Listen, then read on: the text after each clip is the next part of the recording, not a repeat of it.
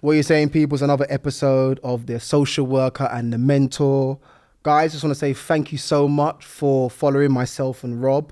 You know, we're on TikTok, we're on Instagram, we're on YouTube. We're also going to be launching on Apple very, very soon. So just make sure you like, subscribe, and share. Now, guys, this is a very, very, very powerful episode, and I'm absolutely honored to have the guest opposite me in the studio today. Can you please introduce yourself? Hi, I'm Isabelle Trowler. I'm the Chief Social Worker for Children and Families for England. Amazing. So every single social worker in the UK, you should know who Isabelle is. And Isabelle, just thank you so much for coming. I guess I've got so many questions in a short space of time that we have, but I want to talk about your journey into social work. When did you actually qualify? Oh gosh, so I qualified in 1996. I was only 4 then, you know. Flipping heck. I was only 4 then. Yeah, okay, well there you go. So it's quite some time ago. Yeah. And before that I did a few years unqualified work, like lots of people, in residential for young people leaving acute psychiatric care.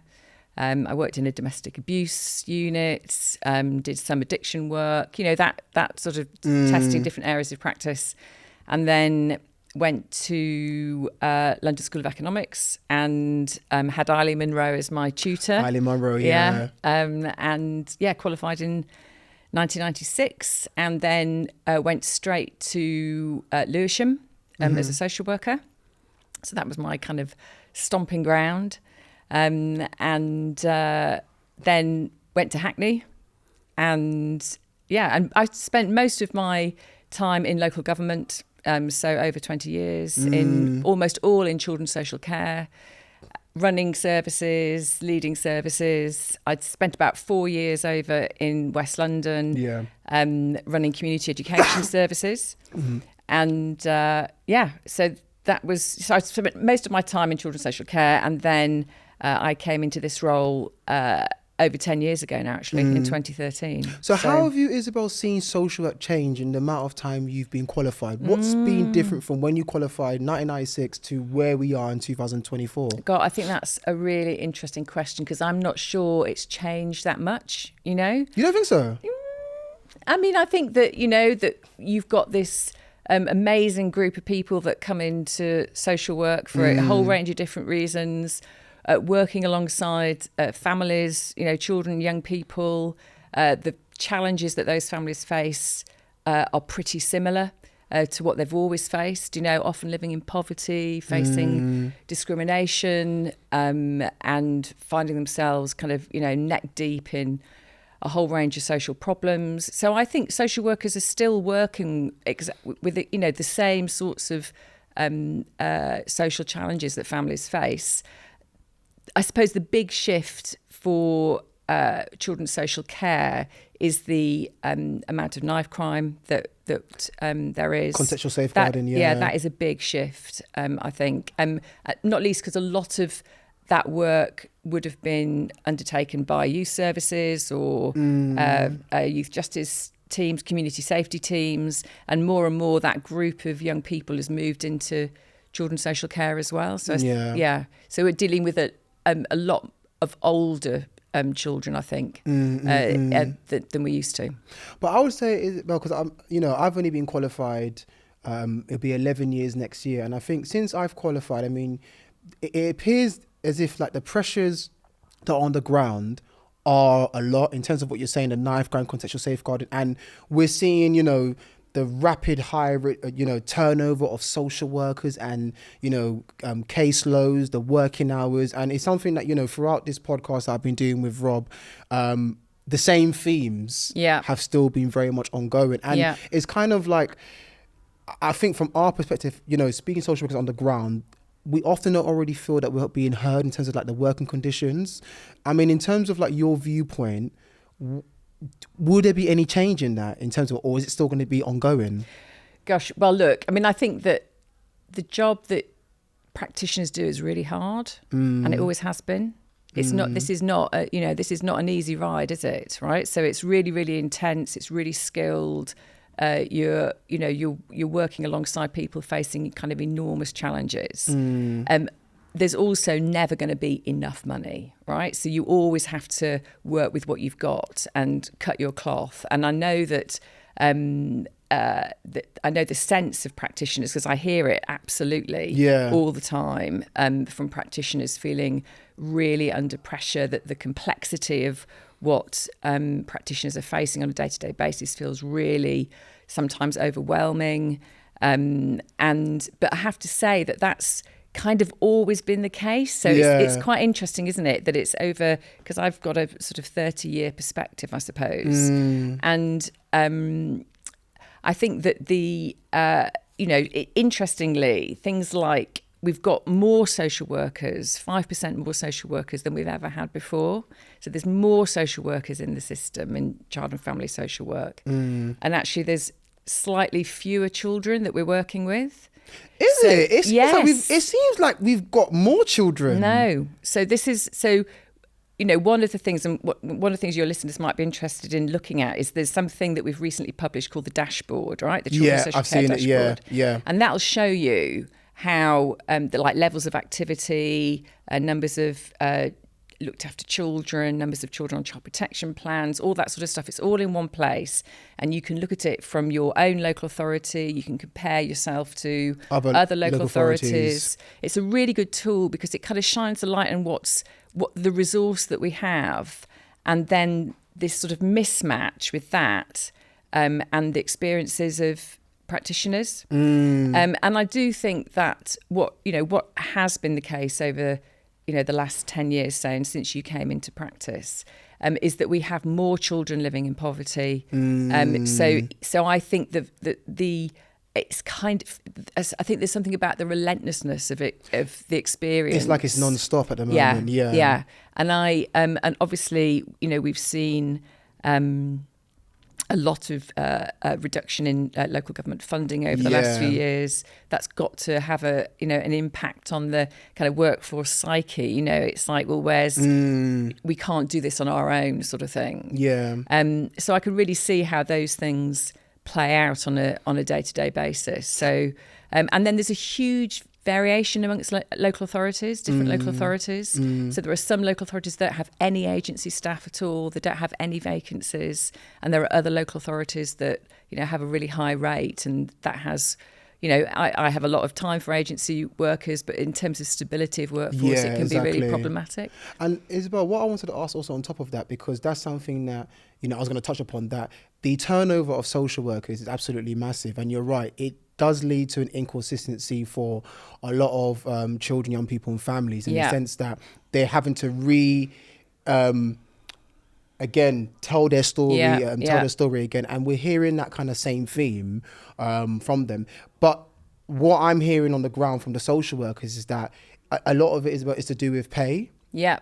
Do you think there'll be a point where actually, there might be some sort of increase in pay? Because I think doing this work, speaking to social workers, we often feel that we're the profession that gets lost when we're talking a lot about the fact, saying that, we're not getting enough pay. It's almost as if we're ushered. Do you think there will be some kind of change or increment for social work, or is that it's just going to be ongoing into how things are? I think that's a local government question. So because social workers are part of the local government pay scales, so these are choices for local government about what they pay their social workers. And there's, there has been debates about whether or not there should be national pay scales for social workers. Would that really make a difference? That's not on the cards at the moment, as far as I can see. I think that there's, one of the things that I'd love to see, but it's not within my gift to make it happen.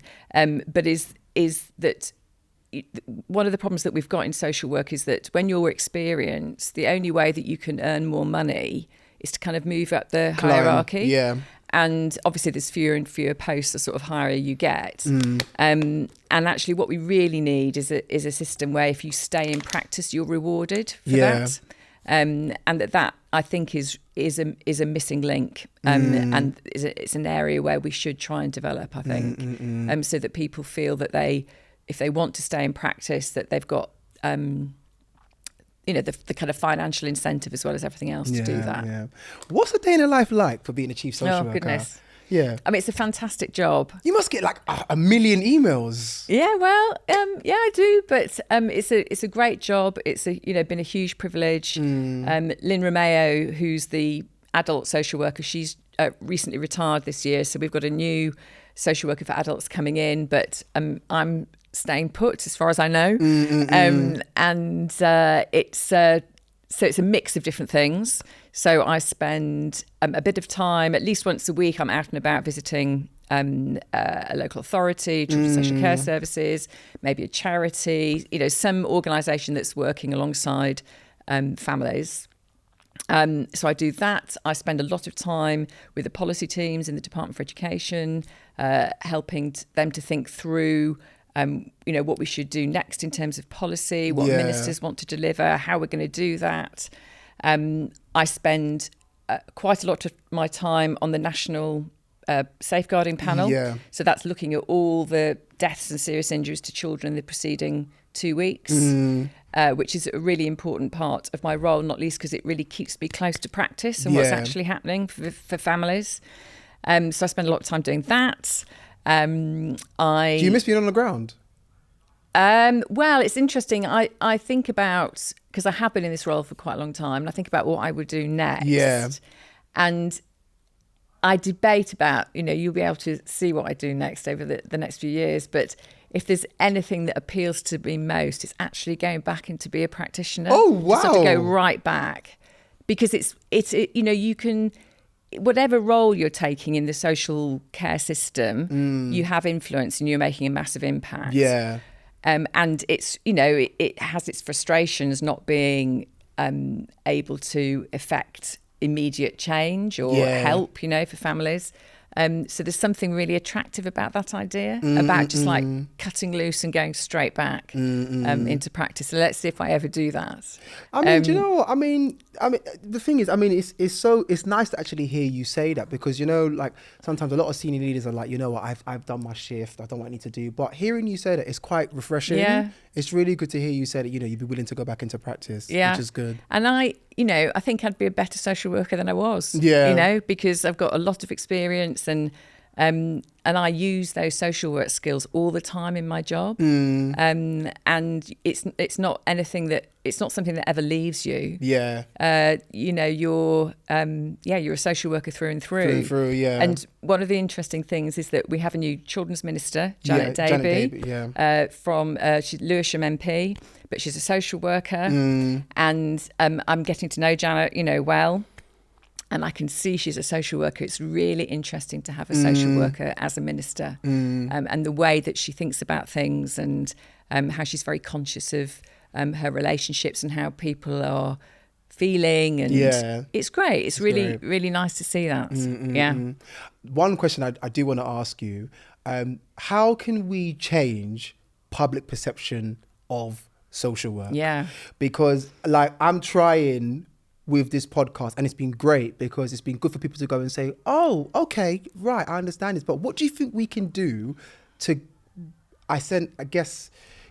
get the public to kind of have faith in us? Yeah. Where they're not thinking that we're just coming in and we're child snatchers. Yeah. So, this is a massive topic in itself, but so there's even within the profession, there's a debate about whether or not the public actually have a negative perception of social workers.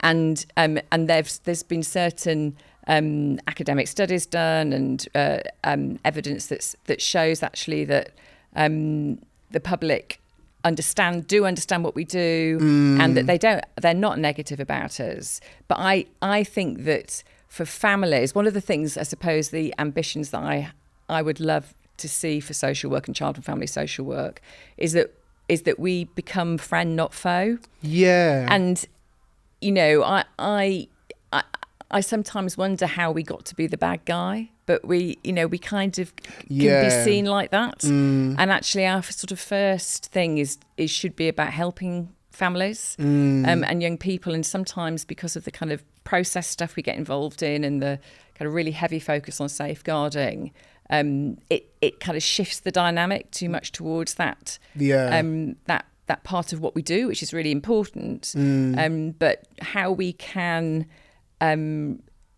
create a culture of practice which is much more responsive and respectful for families, and where families actually want us to pitch up at their front door rather than as them thinking, I don't want anything to do with you. That's the real challenge. And I can see in different local authorities, the step change they have made, and the culture of practice has really shifted.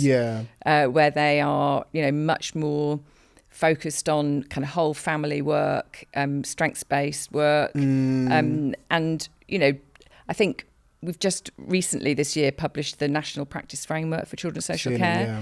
It becomes statutory by the end of this year. And that has a lot of principles of practice that we want to see everywhere across England. And it's really also holding leaders to account for the conditions that they're providing for social workers, because I think it's, they have to lead by example, and leadership needs to be steeped in practice and the realities of both practitioners' lives and families' lives, so that they can really make the difference, so that the environment that they're working in has is welcoming and supportive of families rather than feeling punitive. I was literally going to ask you that question. What does it mean to be, what does it mean for you in terms of your role? It's a massive role, and it's lovely to hear, there's so many positives with it. But what are the challenges of your role? Gosh. So I think that one of the things that I have learned is that change takes so long in politics and working in government. And I've had to really kind of calm down my expectation about that over the years, because you just have to have real tenacity and kind of hold on to what it is that you want to achieve. Otherwise, I think you can become really kind of quickly disillusioned. So that's really hard, but I've learned to kind of discipline to do that. And you'll see that interest in children's social care kind of ebbs and flows. And there's a lot, periods where it's very kind of downtime and there's not much kind of political interest, etc.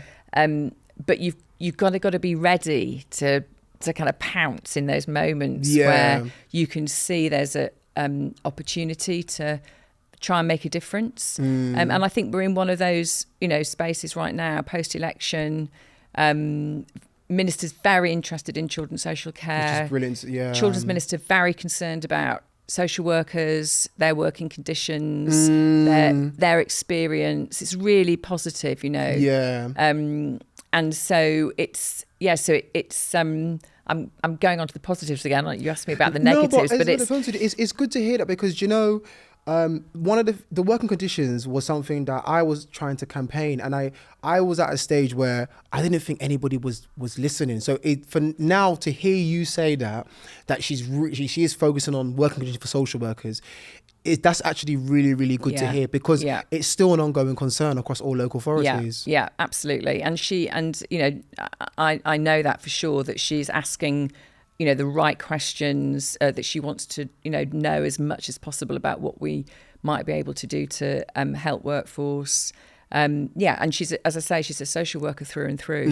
She has a commitment, I think, to social workers as a profession and to children's social care that's really clear. And children's social care in terms of priorities is really kind of quite up there. And you'll see, I can't say too much at the moment, because we're just sort of post-budget, etc. But you'll see things starting to come out which, tell the story of what the new government wants to do in relation to children's social care and social work. So I think we're in a good place. If Isabelle, in terms of where you're at the moment, what would you like to see in the next 5 years for social work? I know it's a big question, because obviously you've been in post for a very long time. What would you like to see for the next 5 years for social work? So I'd say in particular, it's back to this friend, not foe. So we've got this national framework in place. We've got a much better evidence base about the types of approaches that work with families. I'd like to feel that in 5 years' time, we have more children staying with their families. Really important to me. We have actually seen a decline in the numbers of new entrance into care, children coming into the care system, once you've accounted for unaccompanied asylum seeking children. Yeah. So you can see that kind of very slow decline, which is great. But I'd like to see that everywhere and continuing to go down. And that where children can't live with their birth parents, that actually they're being looked after by kinship and extended, family, friends, really important to me. And that families feel that they are helped by social workers. And if that was happening more in 5 years' time, I'd feel, very satisfied. Now there's a lot of things that need to come into place to make that happen. Not least, what money is going to be around to support early families. intervention, and those support services that are really skilled as well. And enduring. So I think I was looking the other day at, so we've got about 400,000 children in need at any one point in England who are being worked with by social workers. But almost half of those children, we only work with them for less than 12 weeks. Yeah. And so that's sort of, and that's where you get this kind of revolving door. And the re-referrals coming back. Yeah. Because the sort of intensity of intervention isn't there. And that actually, if families have really entrenched social problems, it's going to take longer than 12 weeks to resolve it. So, so that's what I'd like to see in 5 years, much more intense, evidence-led interventions, where we're working alongside families that they feel helped. And as a consequence, more families are staying together. What practice models do you think we need to introduce? New practice models? I know most local authorities, everyone's using science and safety. Do you think we need to look kind of beyond that? Because you've got to keep up with the times, isn't it? It's practice. So I think the National Practice Framework tries to encapsulate the best evidence that we have about approaches to practice. So obviously local authorities will always have some discretion about how they take that forward within their local area, and there'll be a whole range of things they want to consider. But I think that systemic approaches have really strong evidence. Behavioural-based interventions, so things like motivational interviewing, that kind of approach has really good evidence. And I think that over the next few years, if we keep on building the evidence base that we have been, we will get more and more specific about the type of practice frameworks that we need to have in place. I think the evidence is really strong that we need multidisciplinary workforces. Absolutely, within our social work teams, Absolutely, really integrated. So, domestic abuse specialists, parental mental ill health, substance misuse practitioners, that kind of various skill set, youth work, really important. So I think that, and I think local authorities are absolutely recognising that that's the way forward, and we've made recent changes in working together so that that we're more flexible about who can do what. So there's I think the National Practice Framework people need to take notice of. It's statutory by the end of this year. It's going to guide practice. It'll be refined next year. And it will keep. It's an iterative process, but that is what should be leading the choices that local authorities make about who's doing what and why. Isabelle, honestly, I want to thank you so much. This episode for me has been brilliant. It's been so brilliant to hear from you because you represent every single one of us, across the country. Thank you so much for coming on. It's a pleasure. Social workers. You've heard from Isabelle. Please, please, please, the practice framework, the model, we are going to get there. She is speaking on behalf of us. So please don't lose the faith. We need you all to stay within the profession. Yeah, absolutely. There's light at the end of the tunnel. Yeah. But you know where to find me. You like, subscribe and share. I don't need to tell you where to find Isabella because Isabella is everywhere. But honestly, thank you so much, guys. Isabelle, thank you so much. Thank you. We'll see you soon.